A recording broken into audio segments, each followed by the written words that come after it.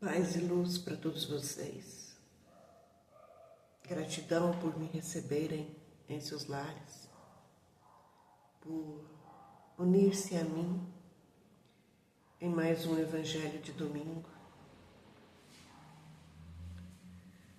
E que o Senhor Jesus esteja presente, nos auxiliando na compreensão da leitura evangélica e também trazendo as bênçãos para o nosso dia, para mais um iniciar de uma semana. Que Jesus esteja conosco esse Evangelho de domingo, que a nossa aguinha que colocarmos aqui junto de nós seja transformada em um medicamento curador para toda a nossa necessidade física, espiritual, emocional e mental. O nosso Evangelho de hoje trouxe para nós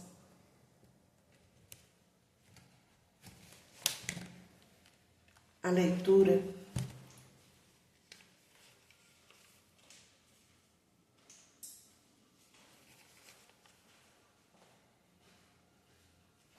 do capítulo 20, Os Trabalhadores da Última Hora.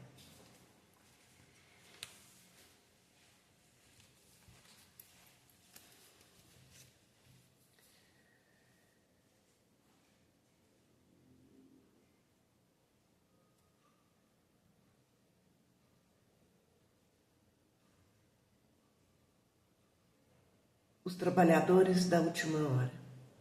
Instruções dos Espíritos. Os últimos serão os primeiros. Missão dos Espíritas, os obreiros do Senhor. Os últimos serão os primeiros. O reino dos céus é semelhante a um pai de família que saiu de madrugada a fim de aliciar trabalhadores para trabalhar em sua vinha. Tendo acertado com os trabalhadores que eles teriam uma moeda por sua jornada, os enviou à sua vinha. Saiu ainda na 3ª hora do dia e, tendo visto outros que estavam na praça, sem nada fazer, lhe disse: Ide-vos também, vós outros, para a minha vinha, e eu vos darei o que for razoável. E eles lá se foram. Saiu ainda na 6ª hora e na 9ª hora do dia, e fez a mesma coisa. E tendo saído na 11ª hora, encontrou outros que estavam sem nada fazer, e lhe disse: Por que permaneceis aí durante todo o dia sem trabalhar? E disseram-lhe: Porque ninguém nos aliciou. E ele lhes disse: Ide-vos também, vós outros, para a minha vinha. À tarde, tendo chegado, o senhor da vinha disse àquele que tinha a incumbência de seus negócios: Chamai os obreiros e pagai-lhes, começando desde os últimos até os primeiros.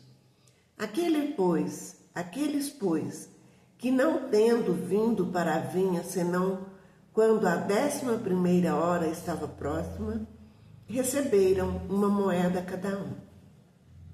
Os que foram aliciados primeiro, vindo a seu turno, creram que lhes daria mais, mas não receberam além de uma moeda cada um. E em a recebendo, eles murmuravam contra o pai de família, dizendo: Estes últimos não trabalharam senão 1 hora, e vós os tornais iguais a nós, que carregamos o peso do dia e do calor. Mas em resposta, ele disse a um deles: Meu amigo, eu não vos fiz injustiça. Não acertaste comigo uma moeda pela vossa jornada? Tomai o que vos pertence e ide. Por mim quero dar a este último tanto quanto a vós. Não me é, pois, permitido fazer o que eu quero? E ao vosso olho é mau, porque eu sou bom.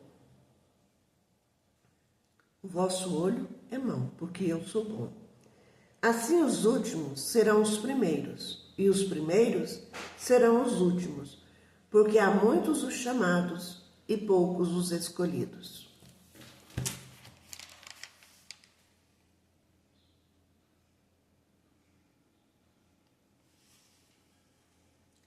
Essa parábola de Jesus nos traz o incentivo de uma justiça, de uma retidão diante da sua palavra para com os outros, de um respeito para com os outros. Quando aquele pai de família ofereceu trabalho material remunerado aos primeiros, ele combinou um preço, um valor. E quando chamou os que estavam na 9ª hora, na 10ª hora, também combinou o preço. E como justiça, ele pagou igual para todos. Porém, na nossa questão, no nosso modo de ver, no nosso modo de ver as coisas, foi injusto. Injusto porque os outros trabalharam o dia todo e os últimos apenas algumas horas. Porém, quando olharmos isso dentro da visão espírita, nós vamos compreender melhor de qual justiça se trata. Porque Jesus não estava falando aqui exatamente da questão do trabalho material, mas daqueles que chegaram, por último, dentro do trabalho espiritual, do trabalho que Deus chamou a cada um de nós, pela fé, pela confiança, pela aceitação com resignação das leis de Deus, para a vivência do cristianismo. Se fôssemos pegar a leitura ao pé da letra, as palavras de Jesus, contando apenas o lado material, nós iríamos dizer que ele foi muito injusto. Porém, nós estamos aqui tentando compreender os ensinamentos de Jesus nessa parábola.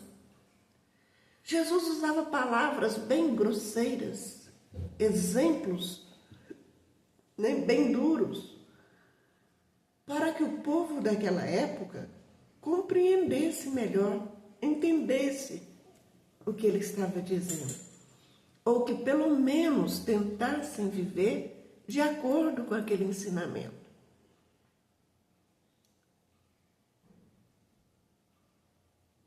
Muitos os chamados e poucos os escolhidos. Durante todos esses séculos, muitas religiões se apresentaram, os homens criaram muitas religiões, porque Jesus ensinou o cristianismo, que é amar a Deus sobre todas as coisas e o seu próximo como a ti mesmo. Ele ensinou a lei de amor a Deus e ao próximo. Com isso, aqueles a quem Deus confiou o trabalho de ensinar, a responsabilidade de levar os ensinamentos, a palavra de Deus, o alimento para a alma do homem, deu também a sabedoria para criar as religiões. E dentro das religiões, eles estão ensinando, com algumas variações, né? Cada religião com a sua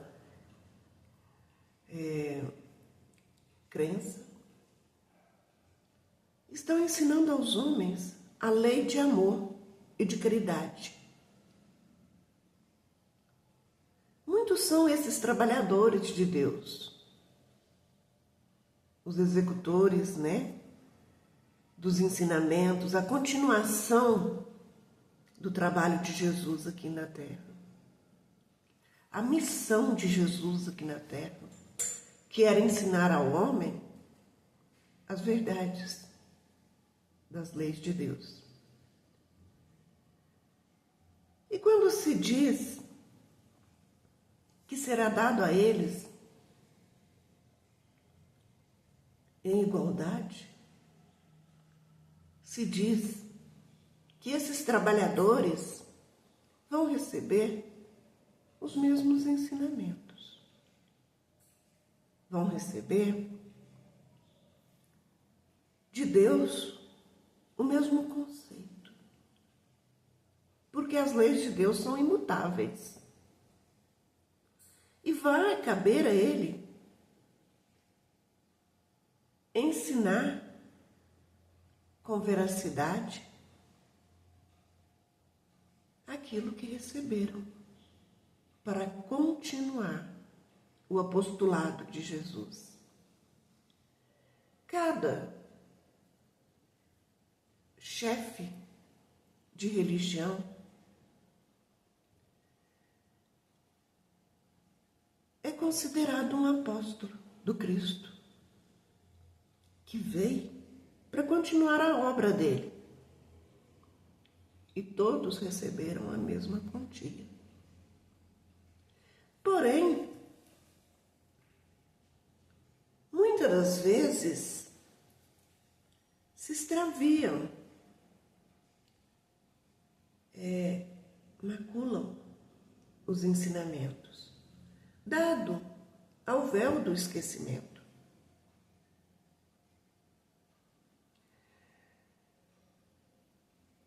E assim se foi por todo esse tempo.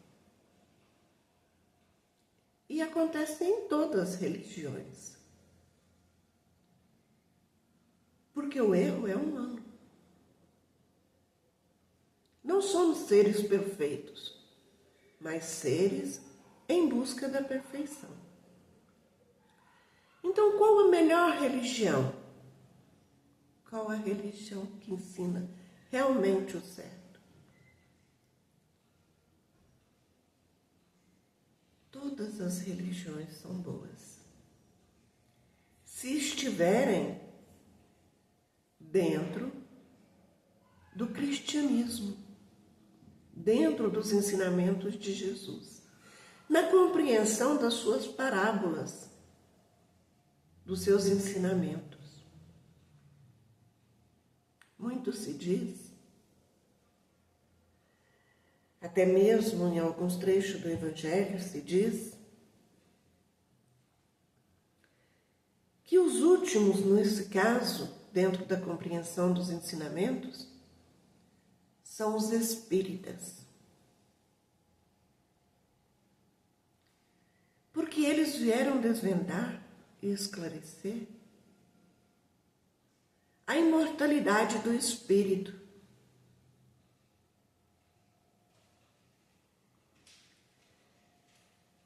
Explicando aquela parábola de Jesus que disse que nenhum homem chegará a Deus se não nascer de novo, se não passar pela água e pela carne. Quando ele disse isso, ele estava dizendo que a ressurreição, a volta de um espírito ao mesmo corpo, era impossível. Mas que o espírito voltaria a viver. E hoje, através da doutrina espírita, nós entendemos que o espírito volta, é imortal, que a morte é apenas a troca de roupa. Quando a roupa está velha, você não a usa mais. E o nosso corpo de carne é a roupa do nosso espírito. Então nós desencarnamos e reencarnamos. Passamos pela água, no ventre, no útero da nossa mãe, e recebemos ali a carne, para que o nosso espírito retorne à vida.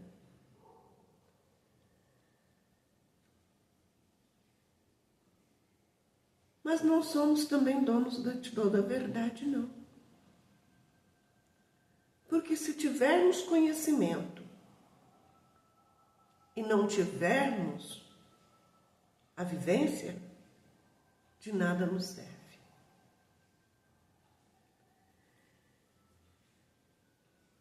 Que seja os últimos, os espíritas, como a gente vê em um trecho do Evangelho, ainda nos pesa muito mais a nossa responsabilidade. Então, não devemos contar que somos os primeiros diante de Deus, nem os últimos, mas sim aqueles emissários de Deus para ensinar ao homem um pouco mais das verdades divinas. Porque o que nós conhecemos? Quantas perguntas nós temos sem resposta? E que André Luiz nos afirma que ainda muito e muitos e muitos milênios teremos para encontrar determinadas respostas. Porque isso pertence apenas àqueles que já chegaram à angelitude. Mas dentro das palavras que foram deixadas de ensinamento, através de Moisés e de todos os outros, que deixaram para nós os pergaminos com a Bíblia Sagrada,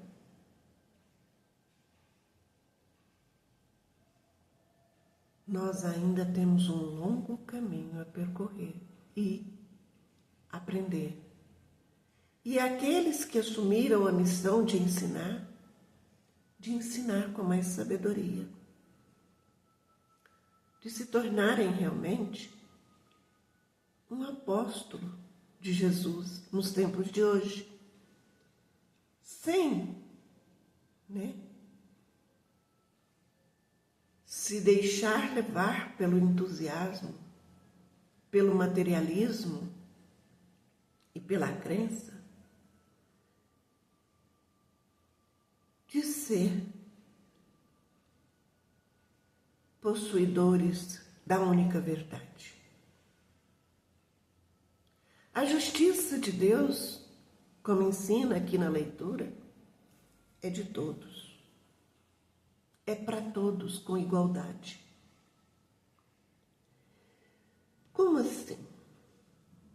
Eu vivo a minha vida inteira honestamente e aquele que vive desregrado, aquele que pratica o mal, que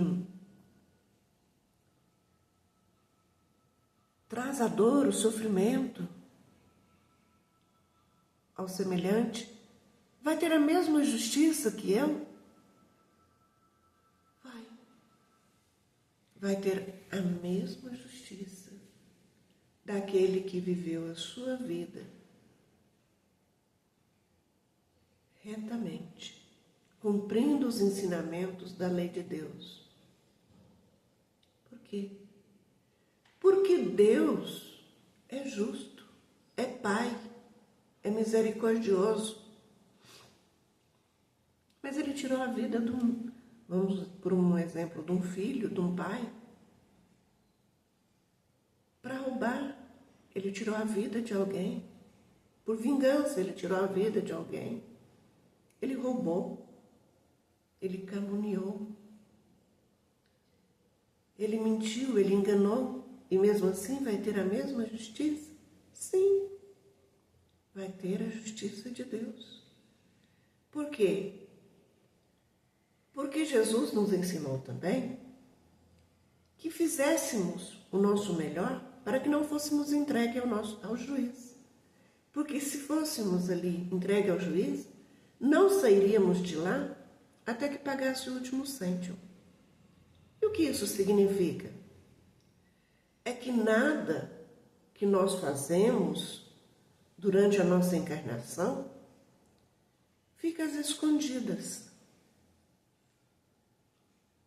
E tudo aquilo que for de bom, nós vamos receber bônus.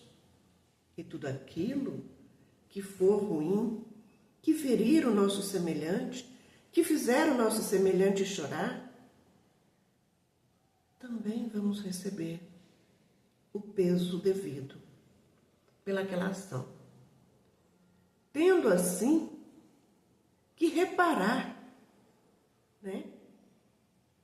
pagar pelaquele ato, pelaquele ferimento, pelaquele sofrimento, pelaquela dor.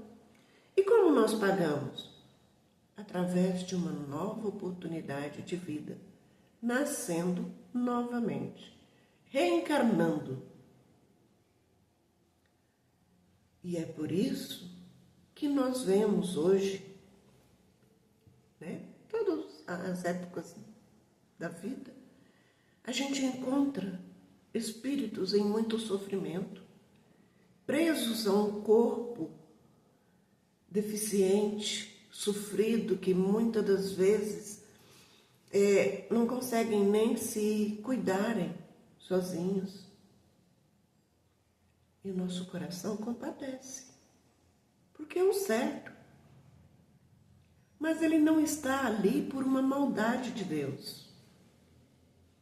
Ele está naquele corpo porque ele mesmo escolheu para redimir o seu erro do ontem. Então, todos terão a misericórdia de Deus através da oportunidade de redimir diante dos seus erros. Ou seja, de pagar pelo aquele mal que ele fez ao seu semelhante.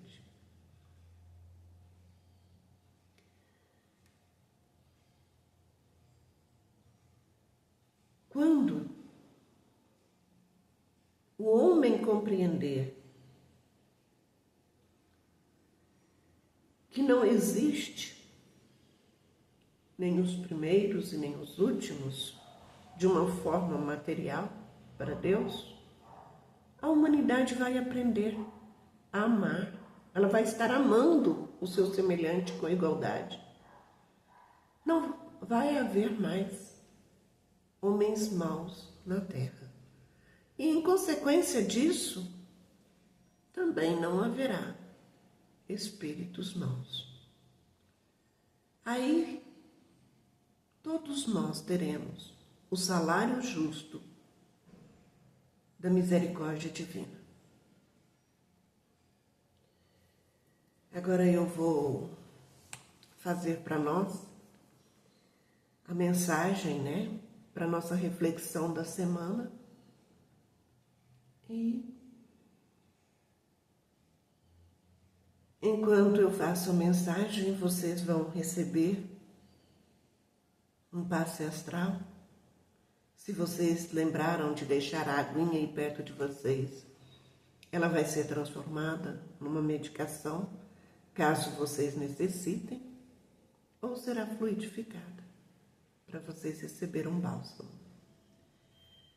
Elevem seus olhos, entregue-se a Deus, peça a Ele que te conceda o necessário, segundo a sabedoria dele,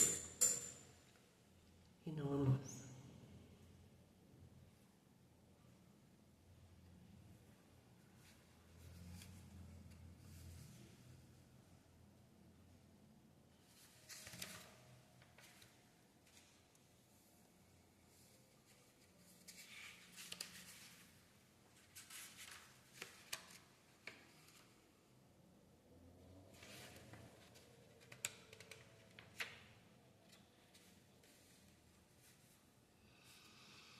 O tempo. O tempo é bênção divina que merece respeito. Cada hora que passa é contrato de terra, pronto a responder, conforme o tipo de semeadura. Bem usado, converte-se em manancial de bênção, favorecendo o progresso. Desprezado, termina tomado pelas ervas dos vícios que conduzem à estagnação. Aprenda a confiar em Deus e no tempo dele. Mesmo ante as situações aflitivas, não te apartes do bem, semeando o amor conforme tuas forças. Se fizeres o melhor ao teu alcance, o tempo se transformará em emissário divino, trazendo para ti a paz inovadora nos domínios da consciência. Então, que possamos, durante toda esta semana, confiar no tempo de Deus, confiar na misericórdia divina e acreditar que o tempo é remédio para tudo. É o nosso melhor companheiro. Porque na medida que o tempo vai passando, tudo aquilo que é aflitivo de momento, ou de festivo, de alegria, também passa. E como já Nossa Mãe Santíssima já ensinou ao nosso querido Chico, que tudo passa, devemos acreditar que o tempo é remédio, é bênção, é vitória, é libertação. Confiemos sem desespero, sem impaciência, sem questionamento, no tempo que pertence a Deus e que sabe muito bem o que é de nós o merecimento do momento. E assim eu vou terminando o nosso Evangelho de domingo, convidando vocês para estar conosco na nossa live da noite, pedindo que vocês compartilhem os nossos vídeos em suas redes sociais, para que possamos chegar em mais lares, pedindo que vocês se inscrevam em nossos canais, que deixem o seu like, para que o YouTube entenda que vocês gostam dos nossos vídeos. Deixem comentários, ajude o nosso canal a crescer e a levar mais luz, mais bênçãos, mais espiritualidade em um número bem maior de vida e de lares, de famílias. Agradeço a todos vocês que me ofereceram 30 minutos do seu tempo. Agradeço a todos vocês que me receberam no seu lar e que a paz de Deus seja na sua vida, na sua família, no seu relacionamento, no seu casamento, no seu trabalho. Deus abençoe a todos vocês.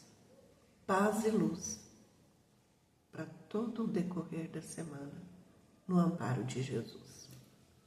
Beijo para todos.